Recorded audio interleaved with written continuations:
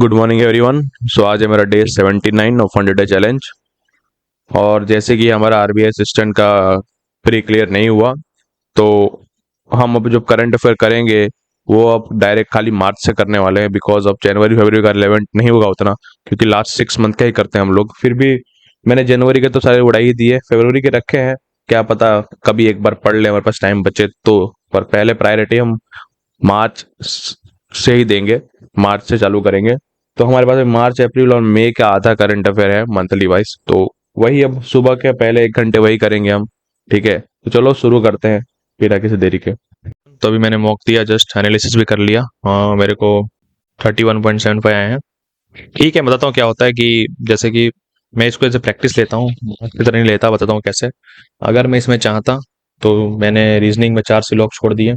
छोड़े क्या मतलब, मैंने देखा था उसको सिलोगिज्म है, बट मेरे को पता है कि सिलोगिज्म में रियल एग्जाम में मार्क्स आ ही जाएंगे, तो मैंने किसी और पे ज्यादा ध्यान दिया, क्योंकि अभी एज अ प्रैक्टिस ले रहा हूँ। सेम अगर क्वांट्स में बात करूँ, उसमें 5 सिंप्लीफिकेशन थे और 4 वो थे नंबर सीरीज, तो वो भी मैंने अटेम्प्ट नहीं किया। अटेम्प्ट किया था, 2 नंबर सीरीज किए थे बस। बट ओवरऑल मैं इसको एज अ प्रैक्टिस ले रहा हूँ, मार्क्स की तरह नहीं ले रहा हूँ। अगर मैं इसमें चाहता तो मिनिमम और 10 मार्क बढ़ा सकता था।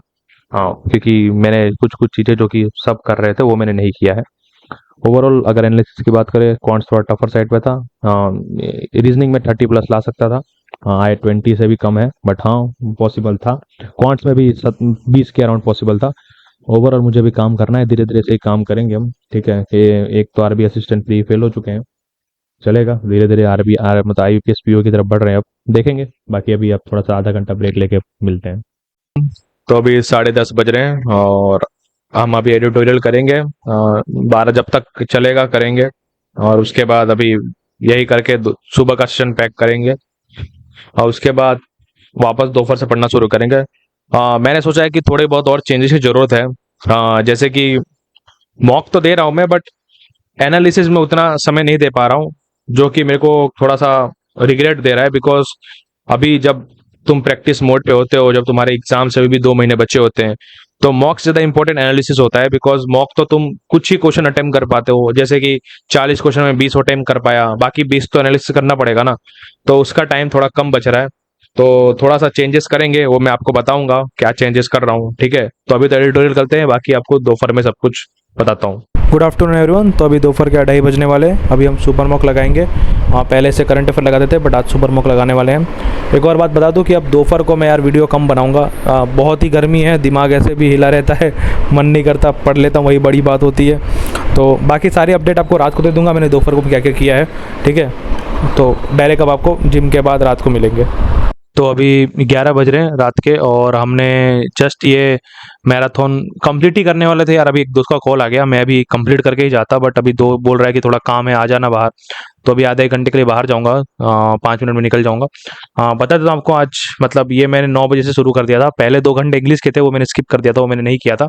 हाँ, बाकी के 2 घंटे बाद पहले 2 घंटे क्वांट्स का किया, अभी 1 घंटा इसका किया, रीजनिंग का। 1 घंटा और करता, मैं सोचा था कंप्लीट करके ही सोऊंगा, बट अभी कॉल आ गया, जाना पड़ेगा। हाँ, दोपहर को मैं वीडियो नहीं बना रहा आजकल, क्योंकि एक दिन तो भूल ही गया था, और दूसरा यार थोड़ा बोर हो जाता हूँ। मतलब दोपहर में काफ़ी गर्मी होती है, तो ऐसे इसलिए मन नहीं करता कुछ करने का। पढ़ ले रहा हूँ, वही मेरे लिए बड़ी बात लग रही है।